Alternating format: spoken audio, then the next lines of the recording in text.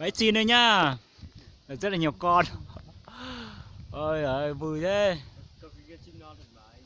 Gỡ đi Nam ơi. Gỡ đi. Gỡ lưới hỏng hết à? Nhưng mà vừa đấy không mang cái đồng ra nhỉ? Bẫy chim nhá.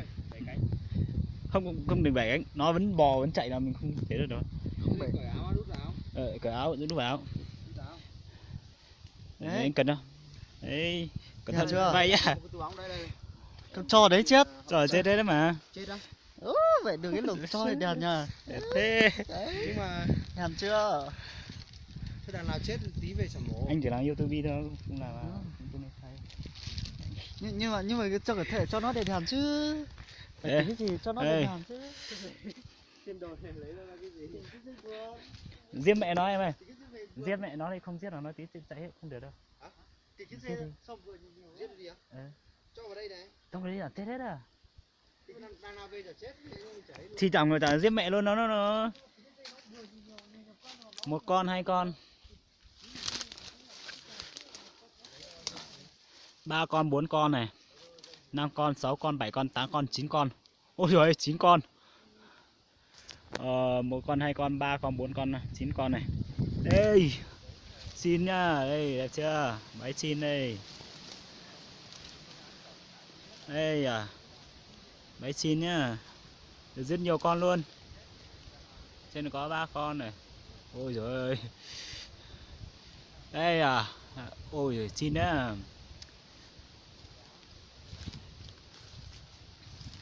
Đây có một con này. Một con đây. Một con trên kia nữa. Nhiều thành quả của ba anh em cả một đêm, cả một ngày đấy. Đây nhá. Xin hơi bé tí. Đây, xin hơi bé tí. Ôi, con này to này.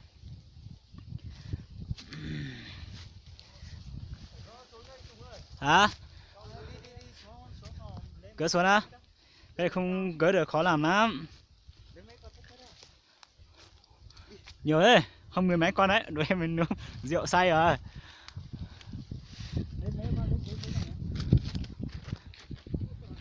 để ở đây chắc là vẫn dính tiếp anh nhỉ? Dính tiếp mà. Để đây cho bố anh lên thăm. Vẫn để đấy. Thế này lên cao sao lấy được nhỉ? Để bên tôi đấy à? Phương án tốt nhất chỉ có mỗi cái túi này. Tự nhiên nó lại rơi ở đây.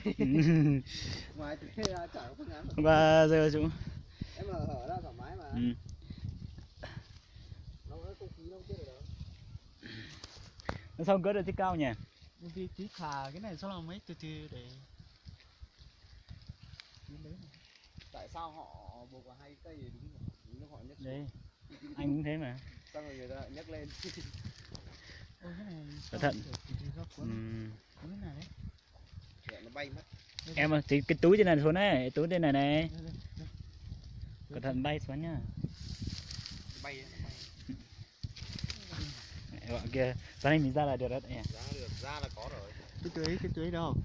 Túi từ đây xuống đây. Đâu? Đây. Đây. Để đấy cho bố anh thì chẳng cứ sáng lên thăm. Chiều tối đi thăm là được rồi đấy. Được chưa? Làm chục con chim đây đi. nướng ăn ngon. Làm em quay nữa.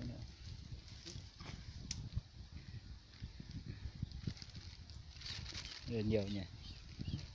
Chim chim gì nhỉ?